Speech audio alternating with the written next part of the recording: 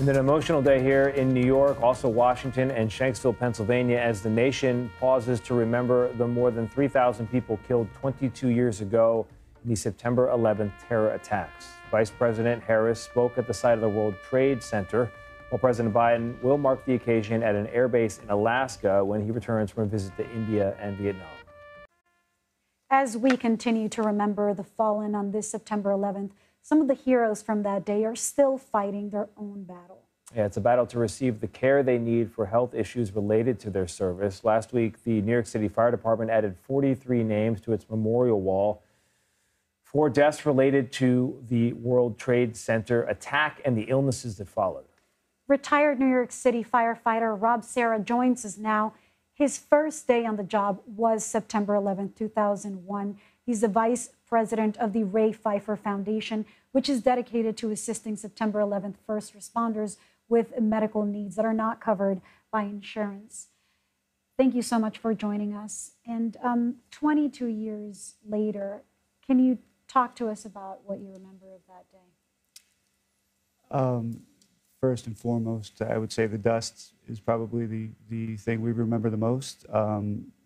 It's the thing that stays with us because it literally is with us. It's inside of us. I remember seeing the horrors and probably the worst of humanity, but I also witnessed the best of humanity. So it was one of those days, you know. And this was your first day on the job?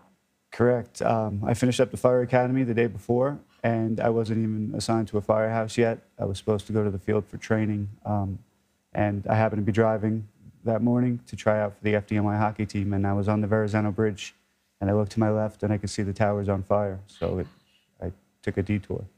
So it's a day that changed American history, changed world history, changed your personal history, because you're now vice president of the Ray Pfeifer Foundation, working to make sure that needs that are not covered by insurance are covered in other ways. Where are you in that fight? It's difficult. Fortunately, the 9/11 community is strong, and we support each other, but there's a lot of stuff not covered by the 9/11 health program. It's like any other medical insurance. Cancers are expensive. There are many illnesses that haven't been added to the bill yet, like early onset dementia, ALS, Parkinson's. These are all things we're experiencing, things that are known to be caused by toxins. We had 160 toxins in the air that day. Toxins were created that day. And of course, we have the cancers. So we have everything from GERD and sinusitis and respiratory issues to brain cancer, breast cancer among men, things that normally wouldn't be experienced in the age groups that we're experiencing it. So we have a lot to do. These cancer treatments are expensive, and these cancers are aggressive. You know, most cancers that people are dying from takes 2 to 5 years to die from. In our community, it's taking 2 to 3 months.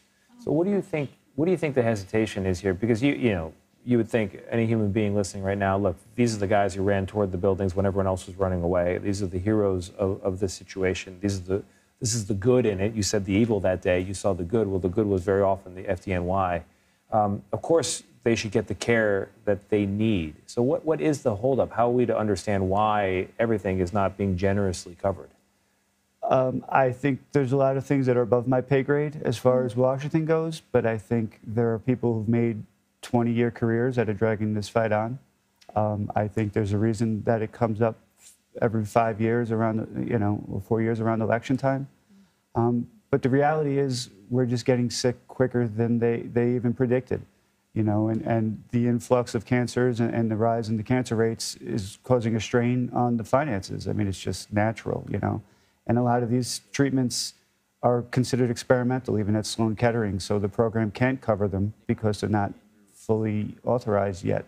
So that's where our foundation steps in to cover these highly expensive treatments, because if you're given a choice to have this treatment or die in 2 months, what are you going to do? You're going to choose to fight as long as you can, because that's what we do, right? Of course. I mean, I just can't imagine the combination of reasons why this is so frustrating.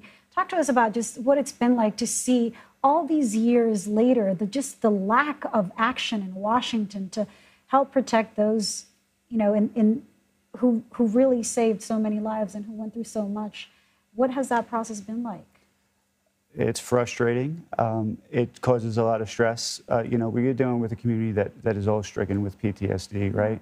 So every time we turn on the news and hear that the health program is running out of money, what do you think that does to all these people who are already struggling? And they think they might not be able to go to their next doctor's visit, or their medications aren't going to be covered anymore. They're going to go bankrupt, which is what happened in the beginning. When cancer wasn't covered early on, I have friends who had to put up their houses just to pay for their cancer treatments, So it's been frustrating. I always say, it's been 9/12 for us since 9/12 because we've all been dealing with these illnesses. We've been watching our friends get sick. We've been watching our friends die. So it's frustrating, but at the end of the day, it's not about being angry. It's not about pointing blame. The EPA has already admitted that they lied. We don't need to rehash what happened 20 years ago, but what we can do now is fight to make sure that these people are taken care of. And if the government's not going to do it, as they've failed to do for the last 22 years, we're going to do what we do. We're an all-volunteer organization made up of all retired and active firefighters, and we rally the troops, just like we did on 9/11. A lot of people don't know this, but more than half the firefighters who died on 9/11 were actually off duty.